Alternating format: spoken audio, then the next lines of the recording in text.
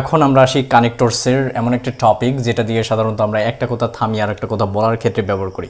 এগুলো হচ্ছে whomever, whoever, whatever, however, whichever, wherever, whenever। whomever যাকেই হোক, whoever যেই হোক, whatever যেটাই হোক, however যেভাবেই হোক, যেমনই হোক, whichever যেটাই হোক, wherever যেখানেই হোক, whenever যখনই হোক।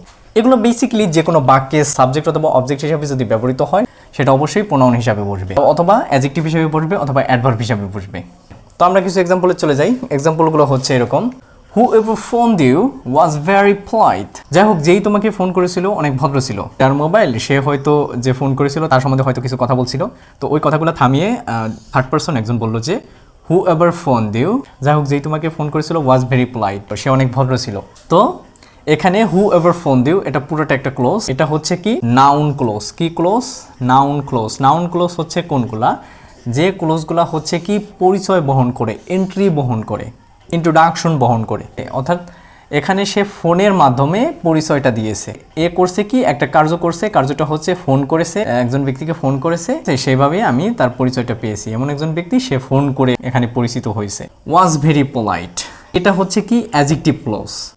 ঠিক আছে, এই যে ব্যক্তিটা ফোন করেছিল তার সম্বন্ধে কিন্তু কথা বলা হয়েছে।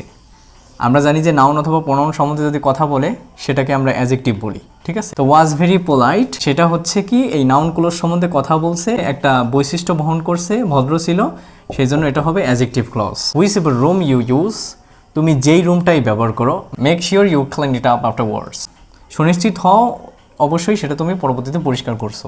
Whatever you do I will always love you, তুমি যেটাই করো আমি তোমাকে সর্বদা ভালোবাসবো। হয়তো সে অনেক কার্যকলাপ করেছে, ঠিক আছে, এটা ওটা করেছে, তো আমি বললাম কি তুমি যেটাই করো, থামিয়ে আমি ওইগুলো সব থামিয়ে বললাম যে ওগুলো বাদ দাও, লেট ইট বি, ওগুলো সব থামিয়ে আমি বললাম যে তুমি যেটাই করো আমি তোমাকে সর্বদা ভালোবাসবো। whenever you knock me, তুমি যখনই আমাকে নক করো, I will send you, আমি তোমাকে পাঠিয়ে দেবো। এখানে হয়তো একজন ব্যক্তি আরেকজন ব্যক্তির কাছে কিছু জিনিস চাওয়া চাই করছে খুব, এগুলো আমাকে পাঠিয়ে দাও, ফটো হোক, বিভিন্ন ডকুমেন্টস হোক। হ্যাঁ, দেখা গেছে এক জায়গায় ঘুরতে গেছি, আমরা অনেক সেলফি তুলছি, তো বললাম যে আমার সেলফিগুলো পাঠিয়ে দে, হয়তো সেখানে নেট কানেকশন নাই, সে বারবার চাচ্ছে বিধায় তাকে ওই জিনিসটা থামিয়ে এই কথাটা বলা হবে।